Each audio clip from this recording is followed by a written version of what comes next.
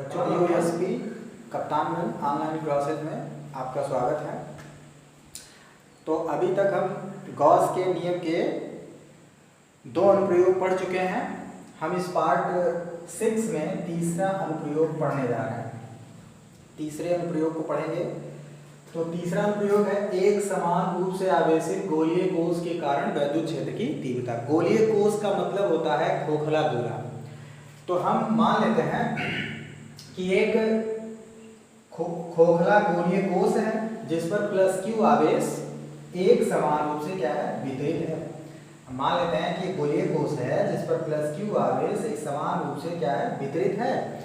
इस कोश के बाहर, कोश के पृष्ठ पर, कोश के बाहर, कोश के पृष्ठ पर और कोश के भीतर हमें क्या करना है, वैद्युत क्षेत्र की तीव्रता ज्ञात करनी है। तो सबसे पहले हम ज्ञात करेंगे कहाँ पर, बाहर बिंदु पर, यानी कोश के बाहर बिंदु पर वैद्युत क्षेत्र की तीव्रता ज्ञात करेंगे। तो कैसे ज्ञात करेंगे, इसके लिए मान लेते हैं कि जो आवेशित गोलीय कोश है उसका केंद्र जो है वो क्या है, O है। कोश के केंद्र O से स्मॉल r दूरी पर, स्मॉल r दूरी पर कोश के बाहर एक बिंदु क्या है, P है, जिस पर हमें वैद्युत क्षेत्र की तीव्रता ज्ञात करनी है। तो हम क्या करते हैं कि इसके लिए हम यहाँ तीव्रता जो ज्ञात करनी है, तो इसके लिए बिंदु P से होकर गुजरने वाला कितनी त्रिज्या का, स्मॉल r त्रिज्या का, और संकेंद्र यानी जो केंद्र कोश का है वही केंद्र इस गोलीय गॉसियन पृष्ठ का भी होना चाहिए।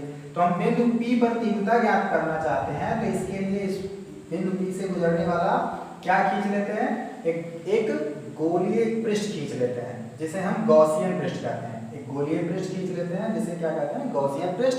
अब हम क्या करेंगे, इस पूरे गॉसियन पृष्ठ से गुजरने वाला संपूर्ण वैद्युत फ्लक्स निकालेंगे। फिर इस संपूर्ण वैद्युत फ्लक्स को गॉस प्रमेय से जो वैद्युत फ्लक्स प्राप्त होता है उससे क्या करेंगे, तुलना कर लेंगे और फिर हमें वैद्युत क्षेत्र की तीव्रता प्राप्त हो जाएगी। तो हम देखते हैं, मान लेते हैं जो गॉसियन पृष्ठ हमने लिया है उस पृष्ठ पर बिंदु P के चारों ओर एक लघु क्षेत्रफल अवयव क्या है, dA है। जो गोलीय पृष्ठ हमने लिया है उस गोलीय पृष्ठ पर बिंदु P के चारों ओर एक लघु क्षेत्रफल अवयव क्या है, dA। तो हम इस पहले अवयव से गुजरने वाला फ्लक्स निकालेंगे, फिर इंटीग्रेशन करके पूरा फ्लक्स निकालेंगे। तो इस अवयव का जो अवयव लिया हमने बिंदु P के चारों ओर लघु क्षेत्रफल अवयव dA हमने जो लिया है उसकी जो दिशा है क्षेत्रफल अवयव की यानी क्षेत्रफल सदिश की, वो हमेशा पृष्ठ के लंबवत होती है। तो गोलीय पृष्ठ जो है उस पृष्ठ के लंबवत दिशा किधर हो गई, क्षेत्रफल सदिश की बाहर की ओर। और जो वैद्युत क्षेत्र की दिशा होगी वो भी क्योंकि धनावेश से प्रतिकर्षित होगा इसलिए उसकी दिशा भी पृष्ठ के लंबवत किधर हो जाएगी, बाहर की ओर। तो इस प्रकार इस पृष्ठ अवयव पर वैद्युत क्षेत्र और क्षेत्रफल सदिश दोनों एक ही दिशा में हो जाएंगे, अर्थात वेक्टर E और वेक्टर dA के बीच में जो कोण बनेगा वो कितना हो जाएगा, शून्य अंश कोण होगा। इसलिए इस पृष्ठ अवयव से गुजरने वाला कुल वैद्युत फ्लक्स जो होगा उसको हम लिखेंगे d phi E, वो बराबर हो जाएगा vector E dot vector dA बराबर हो जाएगा E dA cos 0। cos 0 का मान 1 होता है इसलिए d phi E बराबर हो जाएगा E dA। अब चूंकि ये छोटे से अवयव जो हमने गॉसियन पृष्ठ लिया है उसमें एक छोटा सा अवयव, पृष्ठ अवयव है, उससे गुजरने वाला फ्लक्स हमें प्राप्त हो चुका है। तो अब इस पूरे बंद गॉसियन पृष्ठ से होकर गुजरने वाला जो वैद्युत फ्लक्स होगा वो हम समाकलन करके निकालेंगे। तो हो जाएगा phi E बराबर क्लोज इंटीग्रेशन इस बार हो जाएगा, क्योंकि अभी तक सरफेस इंटीग्रेशन होता था उसमें पृष्ठ होता था। तो ये गॉसियन पृष्ठ है, इसके भीतर आवेश स्थित है, गोला है, खोखले गोले के भीतर क्या है, आवेश है। देखें ये खोखले गोले के भीतर ये ऊपर का बाह्य गोला है उसके भीतर ये आवेश है। तो इसलिए हम यहाँ पे बंद समाकलन करेंगे तो हो जाएगा phi E बराबर क्लोज इंटीग्रेशन E dA।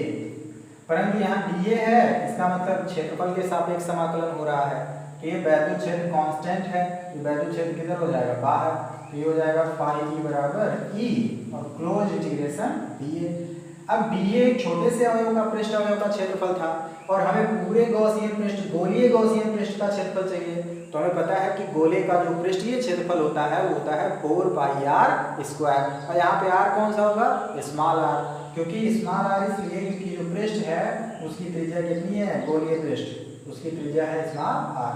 तो यहाँ पे हो जाएगा परंतु क्लोज इंटीग्रेशन वेक्टर डी बराबर हो जाएगा 4 पाई स्मॉल आर स्क्वायर, इसलिए फाई ई बराबर हो जाएगा ई ब्रैकेट में 4 पाई आर स्क्वायर। ये हो गया समीकरण नंबर 1।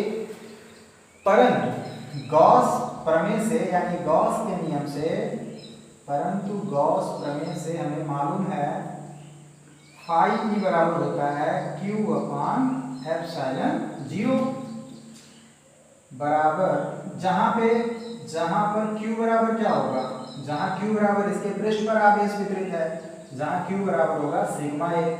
अब चूंकि यहाँ पे a जो है वो किसका एरिया है, वो इस पृष्ठ का एरिया नहीं है गॉसियन पृष्ठ का।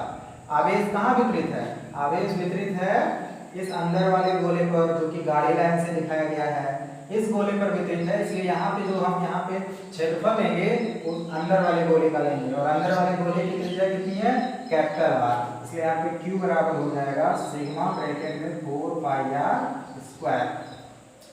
अब ये हो जाएगा, इसलिए फाई ई बराबर क्या हो जाएगा, फाई ई बराबर q की जगह पे क्या रख देंगे, सिग्मा ए अपान एप्सिलॉन 0।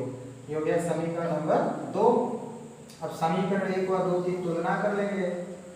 समीकरण 1 व 2 से ई ब्रैकेट में 4 पाई आर स्क्वायर बराबर हो जाएगा सिग्मा ए अपान एप्सिलॉन 0। अब यहाँ पे परंतु ए का वैल्यू हम क्या रख देंगे, सिग्मा ब्रैकेट में 4 पाई और कैपिटल आर स्क्वायर यहाँ पर हो जाएगा, और बटे क्या हो जाएगा एप्सिलॉन 0। अब यहाँ देखें तो 4 पाई से 4 पाई क्या होगा, कट जाएगा, तो यहाँ से ई बराबर आ जाएगा, ई बराबर आ जाएगा कितना, ये जो आर स्क्वायर नीचे आ जाएगा, तो आ जाएगा सिग्मा बटे epsilon 0 into capital R square बटे स्मॉल आर स्क्वायर। एक तो ये फार्मूला हो गया, एक फार्मूला और आ जाएगा, ये फार्मूला आ गया है, एक फार्मूला यहीं से और आ जाएगा।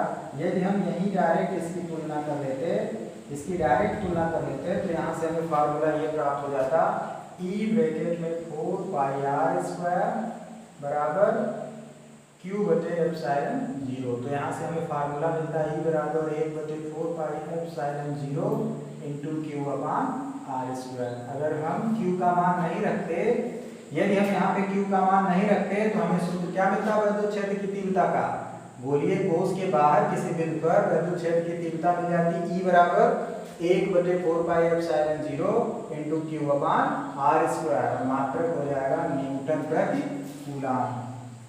अभी तक हमने पढ़ा है बाह्य बिंदु पर, यानी जो ये जो गॉसियन गोलीय पृष्ठ है वो कहाँ खींचा गया है, कोश के बाहर, जो आवेशित कोश है उसके बाहर खींचा गया था। यहाँ पर हम बाहर जो है, अभी तक हम वैद्युत क्षेत्र की तीव्रता ज्ञात किए थे कोश के बाहर। अब हम कोश के पृष्ठ पर निकालेंगे, तो यदि हम कोश के पृष्ठ पर निकालेंगे तो चेंज क्या हो जाएगा, ये जो दूरी थी स्मॉल आर यहाँ से यहाँ तक की, अब चूंकि हम पृष्ठ पर आ चुके हैं, तो यहाँ से पृष्ठ की दूरी कितनी है, ये इसी की त्रिज्या ही तो है, तो ये दूरी कितनी हो जाएगी, कैपिटल आर के बराबर हो जाएगा। तो चेंज क्या हो जाएगा, सिर्फ सूत्र में थोड़ा सा चेंज होगा। ये जो सूत्र दोनों प्राप्त हुए हैं, इन्हीं दोनों में जहाँ स्मॉल आर है वहाँ क्या हो जाएगा, कैपिटल आर। तो पृष्ठ पर जब हम वैद्युत क्षेत्र की तीव्रता निकालेंगे, ये जो गोलीय कोश है, आवेशित गोलीय कोश, इसके पृष्ठ पर वैद्युत क्षेत्र की तीव्रता निकालेंगे, तो इन दोनों ही सूत्रों में केवल चेंज इतना होगा कि जो स्मॉल आर है उसकी जगह पे क्या हो जाएगा, कैपिटल आर। तो सूत्र क्या प्राप्त हो जाएगा, ई बराबर सिग्मा बटे एप्सिलॉन 0 कैपिटल आर स्क्वायर बटे कैपिटल आर स्क्वायर, ये कट जाएगा, तो ई बराबर क्या हो जाएगा, सिग्मा बटे एप्सिलॉन 0, ये हो जाएगा न्यूटन प्रति कूलम। और ये सूत्र हो जाएगा ई बराबर 1 बटे 4 पाई एप्सिलॉन 0 इंटू क्यू अपान कैपिटल आर स्क्वायर, ये हो जाएगा न्यूटन प्रति कूलम। और इसी प्रकार से हम इस कोश, ये जो आवेशित गोलीय कोश है, इसके भीतर भी बिंदु P' पर भी इसी प्रकार वैद्युत क्षेत्र की तीव्रता हम ज्ञात कर सकते हैं।